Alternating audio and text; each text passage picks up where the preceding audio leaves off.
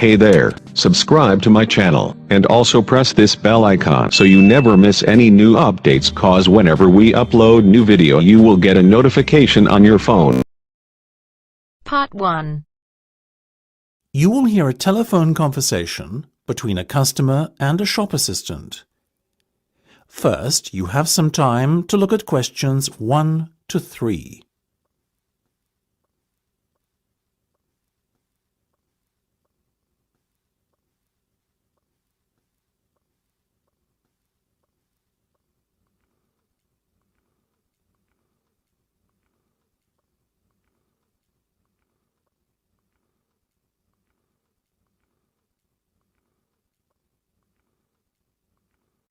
You should answer the questions as you listen, because you will not hear the recording a second time. Listen carefully and answer questions 1 to 3. Good morning, Jenny's Suit Rental. Jenny speaking. How may I be of service? Hi there. My name is Max Jones. That's Jones, and I'm looking to rent a suit out for a special occasion. Certainly, Max. We charge a set fee for our services. You can either choose from our designer range and pay £50 to rent your suit out, or choose from our standard range at a cost of £25. So, what will it be? Oh, the first option, please, Jenny. £25, did you say? Unfortunately not. The designer range is twice that price. Oh, in that case, I'll take the second option. Standard, was that it? That's right. Now, before we go any further, may I ask how you intend to pay? Do you accept cheques? Yes, but only in exceptional circumstances. We prefer cash or credit card. Well, as I haven't got one, does this count as those circumstances? Yes, that'll be fine. Make it payable to Jenny's Suit Rental. Will do. Before listening to the rest of the conversation, you have some time to look at questions 4 to 10.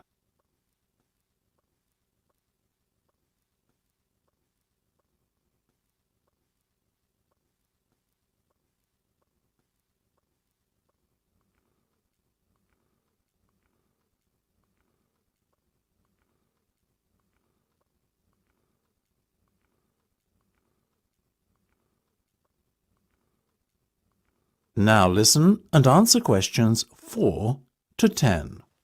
Now, Max, can I take your measurements, please, and a few details about what sort of suit you have in mind? Certainly. Let's start with the trousers then, shall we? What is your waist size and leg length? I used to be 32 waist, you know, but these days it's more like 36. Too many cream pies. I've been there. And about the leg, 34? I wish. I'm afraid I'm somewhat lacking in the height department. Not even a 32. 30, I'm afraid. Never mind. As for the colour, could you do a dark grey suit? In fact, we have a very smart one of those in just your size. You're in luck. Now, what about shoes? Same colour? No, I think I prefer something darker. OK, let's go with traditional black then, shall we? What about size? I'm a size 45. By my calculations, that's 10 in our sizes. And style? What have you got? We do suede, nubuck and traditional leather. Definitely the last one. Very well. And will you be wanting a necktie? Do you do bow ties? Of course. I'll put one of those down on your order. Dark grey, I presume? Perfect. To match the suit. I think I fancy a light blue shirt, by the way. Might I recommend a green? Green would go very well with the suit you are renting. Light or dark? I'd say dark. Dark it is then. My neck size is 17 and a half.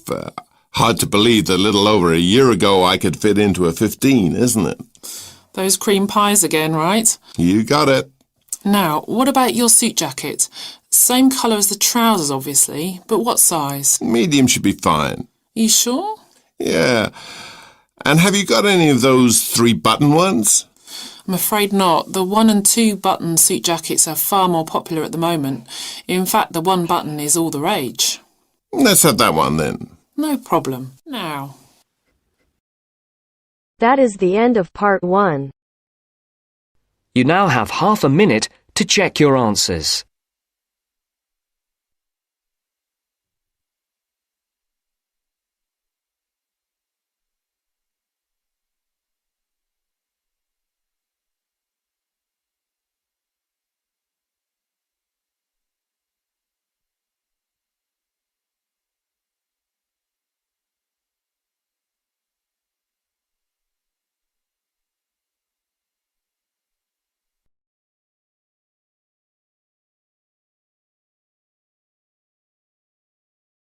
Now turns to Part 2. Part 2. First, you have some time to look at questions 11 to 16.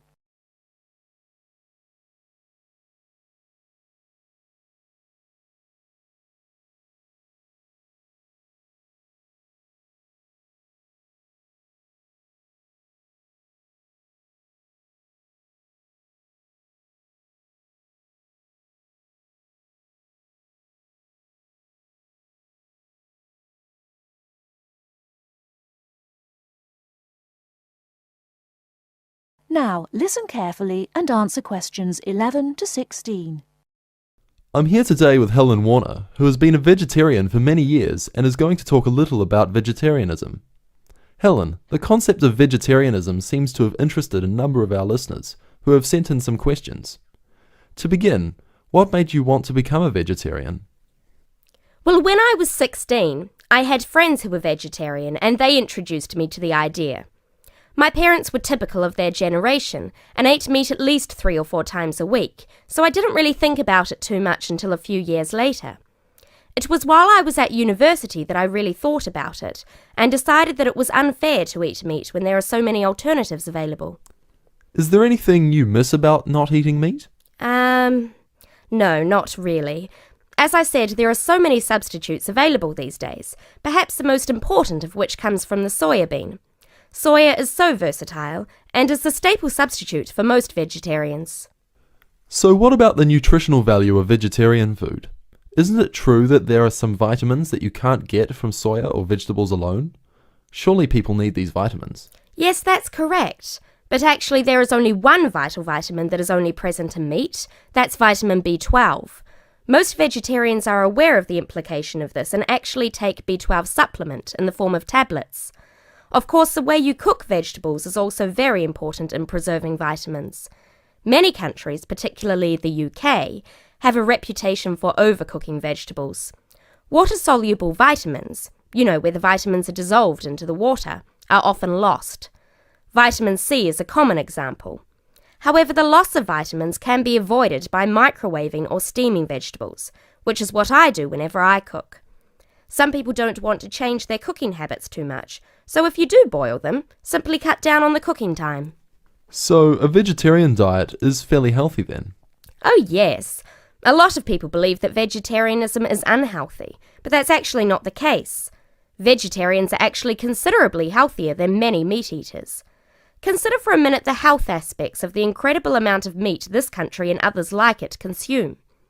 The statistics for beef eating, for example, are quite frightening. The world figure for beef consumption is slightly less than 11 kilograms per person each year. Yet in Europe, the average consumption is nearly double that at 21 kilos per person. And in the USA, it is even worse, with the average person eating 44 kilograms of beef every year.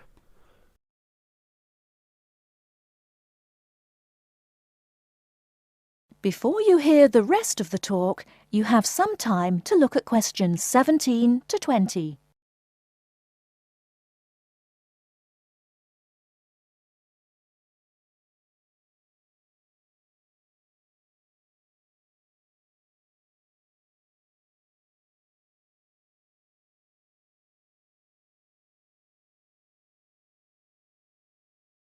Now listen and answer questions 17 to 20. So are you suggesting that people stop eating meat altogether and everyone adopts a vegetarian lifestyle? No, not at all. Even in the healthiest diets, there is still a place for meat, but it should be eaten in moderation. Many nutritionists think of foods in terms of a pyramid, with the foods we can eat relatively freely at the bottom and the foods we should carefully restrict at the top. The majority of our diet should be composed of cereals, which would go on the bottom row of the pyramid. In this category could also be included such things as rice and pasta. Next, a good diet is followed by a roughly equal amount of vegetables and fruit. I have at least 2 servings a day of fruit and vegetables whenever possible. In decreasing quantities, you can then eat dairy foods, eggs, cheese, etc. Almost at the top of the food pyramid comes fish, carefully prepared of course, not dripping in oil or batter, and white meat. Chicken, for example, is a comparatively healthy meat, but again, a lot of this comes down to preparation methods. Right at the top of the pyramid come the ingredients of far too many Western meals, red meat and potatoes. It is particularly in that area that I would suggest moderation.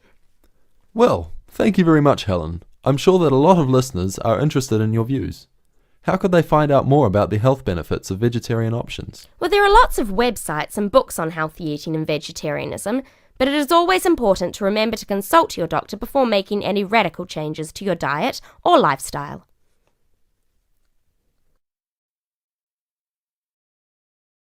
That is the end of part 2. You now have half a minute to check your answers.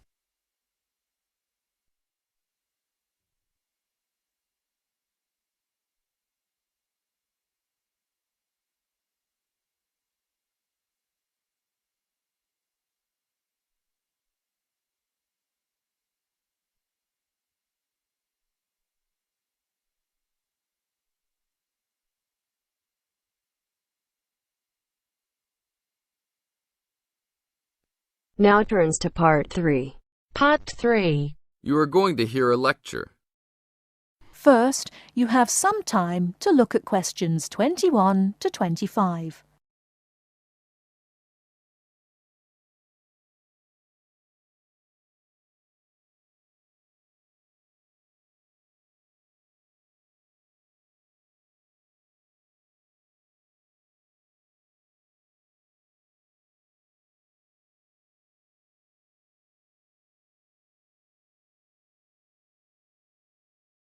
Now listen carefully and answer questions 21 to 25.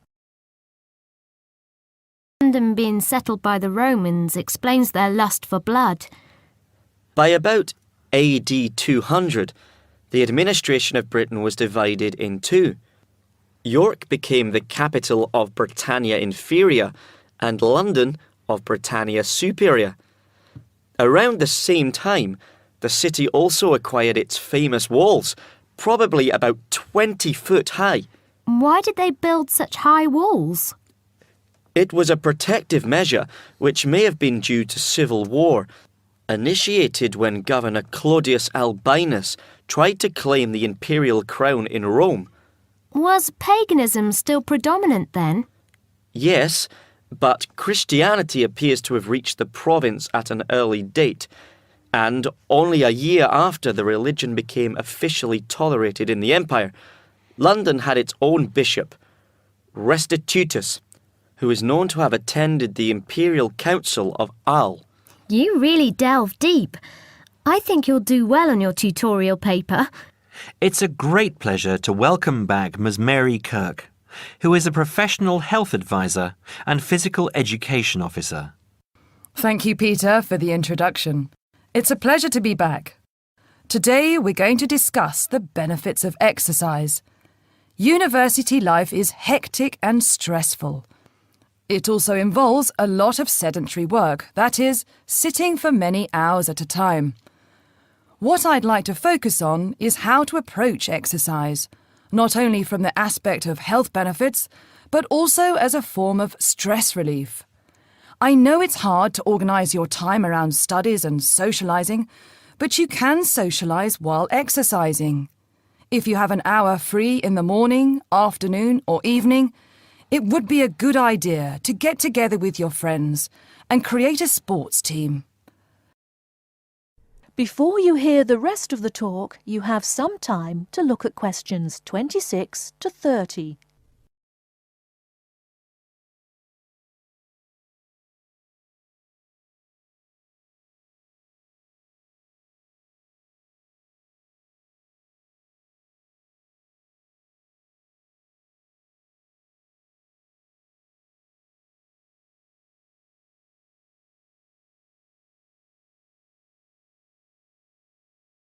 Now listen and answer questions 26 to 30. The grounds of the university are ample enough to support every student's need to become active. There are also readily available facilities at your disposal, such as a football field, tennis and badminton courts.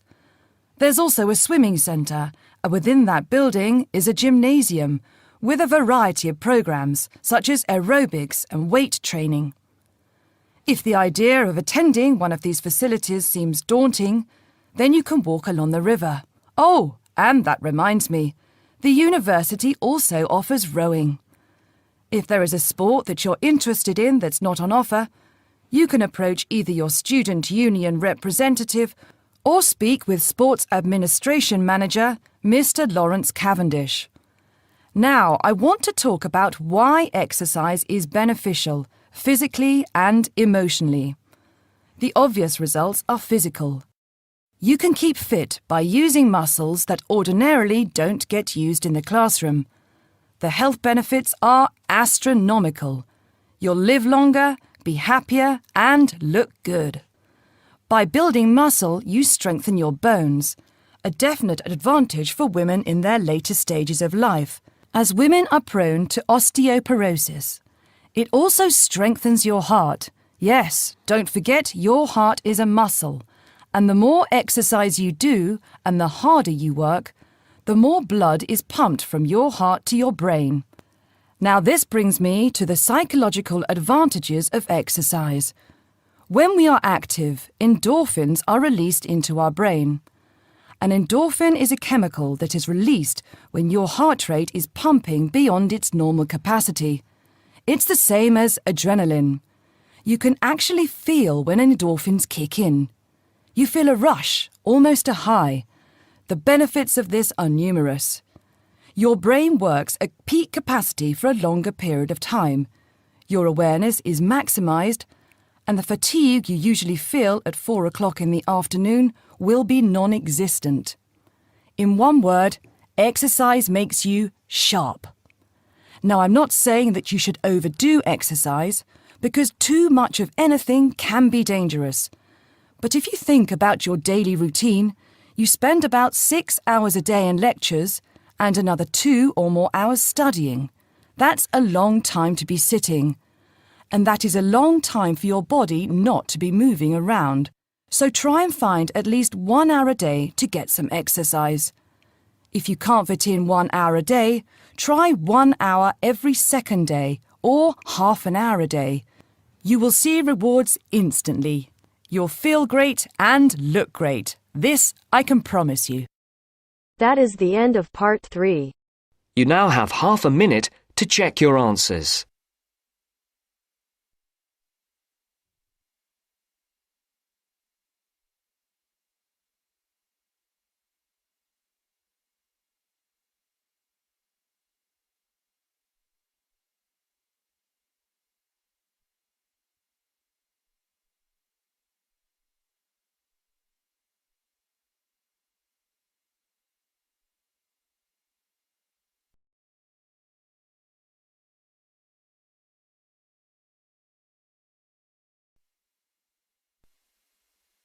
Now turns to part 4. Part 4. We'll hear an introduction on cheese making. First, you have some time to look at questions 31 to 40.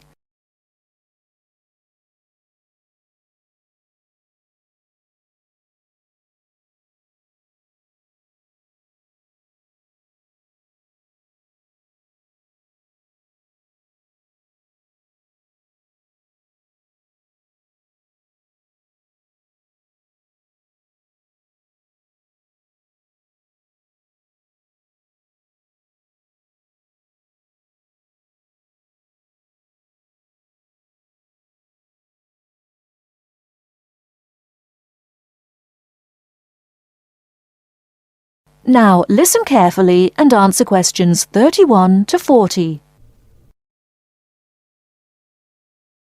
Cheese is one of those foods that we tend to take for granted as always having been with us. And it's odd to think that someone somewhere must have discovered the process to make cheeses. That takes place today. In the studio to tell us all about it is Monica Maxwell. Today, we all know that the process of making cheeses takes place when microorganisms get into milk and bring about changes in its physical and biochemical structure. Well, obviously, we don't know who discovered the process, but it's thought that it came from Southwest Asia, about 8,000 years ago. In the early time, there were mainly two types of cheeses. One of them was rather tasteless and bland, in the case of the so-called fresh cheeses, which are eaten immediately after the milk has coagulated. And another one was rough-tasting and salty, in the case of the ripened cheeses, which are made by adding salt to the soft fresh cheese and allowing other biochemical processes to continue so that a stronger taste and a more solid texture resulted. The ancient Romans changed all that. They were great pioneers in the art of cheese-making, and the different varieties of cheese they invented and the techniques for producing them spread with them to the countries they invaded. This spread of new techniques took place between about 60 BC and 300 AD. You can still trace their influence in the English word cheese, which comes ultimately from the Latin word Caseus, that's C-A-S-E-U-S. At this stage in history, people weren't aware in a scientific way of the role of different microorganisms and enzymes in producing different types of cheese, but they knew from experience that cheese's tastes were relevant to something. If you kept your milk or your pre-cheese mixture at a certain temperature or in a certain environment, things would turn out in a certain way. In the 19th century, with the increasing knowledge about microorganism, there came the next great step forward in cheese-making. Once it was known exactly which microorganism was involved in the different stages of producing a cheese, and how the presence of different microorganisms affected the taste, it was possible to introduce them deliberately and to industrialize the process. Nowadays, cheese is made on a large scale in factories, although the small producer working from his dairy farm continued to exist and still exists today. Cheesemaking moved very much into the world of technology and industrial processes, although because the aim is still to produce something that people like to eat, there's still an important role for human judgment.